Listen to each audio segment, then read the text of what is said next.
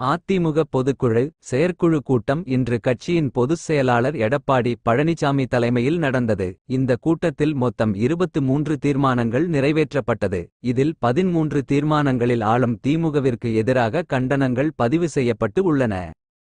வடகிழக்கு பருவ மழையையொட்டி முன்னெச்சரிக்கை நடவடிக்கைகளை மேற்கொள்ளாமலும், மிக்ஜாம் புயலை எதிர்கொள்ள முன்பே திட்டமிடாமலும், காலத்தே மீட்புப் பணிகளை மேற்கொள்ளாமலும் மக்களை கடும் சிரமத்திற்கு உள்ளாக்கியதோடு, புயலின் தாக்கத்தால் பெய்த பெருமழையின் பாதிப்பால் வாழ்வாதாரத்தை இழந்து சிரமப்படும் மக்களுக்கு அவர்கள் எதிர்பார்த்த நிவாரண உதவிகளை வழங்காத விடியா திமுக அரசுக்கு கடும் கண்டனம். பொருளாதார இழப்பால் பாதிக்கப்பட்டுள்ள மக்கள் அனைவருக்கும் வெள்ள நிவாரண உதவிகளை வழங்கிட வலியுறுத்தல்.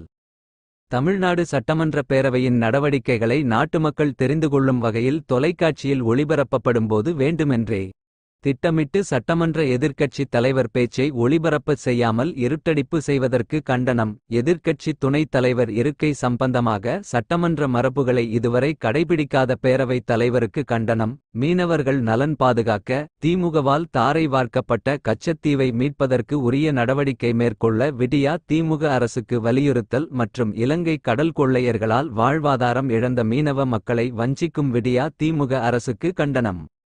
மாநில உரிமைகள் பறிபோனதற்கு திமுகவே முழுமுதற்காரணமாக இருந்துவிட்டு தற்போது மக்களின் கவனத்தை திசை திருப்பவும் பொய்யான 520 வாக்குறுதிகளை அளித்து அவற்றை நிறைவேற்ற முடியாமல் மக்களை ஏமாற்றவும் பல்வேறு நாடக அரங்கேற்றங்களை நிகழ்த்தும் விடியா திமுக அரசுக்கு கடும் கண்டனம் என்று கூறப்பட்டு உள்ளது. அதிமுக பொதுக்குழுவில் இயற்றப்பட்ட 23 தீர்மானங்களில் ஒரே ஒரு தீர்மானம் பாஜகவை லேசாக சீண்டும் விதத்தில் அமைத்துள்ளது. நாடாளுமன்ற மக்களவையில் பாதுகாப்பு குறைபாட்டால் கடந்த 13ஆம் தேதி நடந்த சம்பவம் மிகவும் கண்டிக்கத்தக்கது என்று அதிமுக பொதுக்குழு கூட்டத்தில் தீர்மானம் நிறைவேற்றப்பட்டு உள்ளது. நாடாளுமன்ற குளிர்கால கூட்டத்தொடரில் மக்களவைக்குள் 2 நபர்கள் அத்துமீறி நுழைந்து தாக்குதல் நடத்தினர். உள்ளே அவர்கள் புகை குண்டுகளை போட்ட சம்பவம் பரபரப்பை ஏற்படுத்தி உள்ளது. புகை ஏற்படுத்தும் குண்டுகளை அவர்கள் உள்ளே கொண்டு வந்துள்ளனர். மறைத்து வைத்து அவர்கள் கொண்டு வந்த குண்டுகளை அவைக்குள் தூக்கி எறிந்து உள்ளனர். தடை செய்யப்பட்ட பொருட்களை கையில் கொண்டு வந்த அவர்கள் மக்களவைக்குள் புகுந்து கோஷங்களையும் எழுப்பி உள்ளனர். இந்த சம்பவத்திற்கு அதிமுக கண்டனம் தெரிவித்துள்ளது விவாதங்களை ஏற்படுத்தி உள்ளது.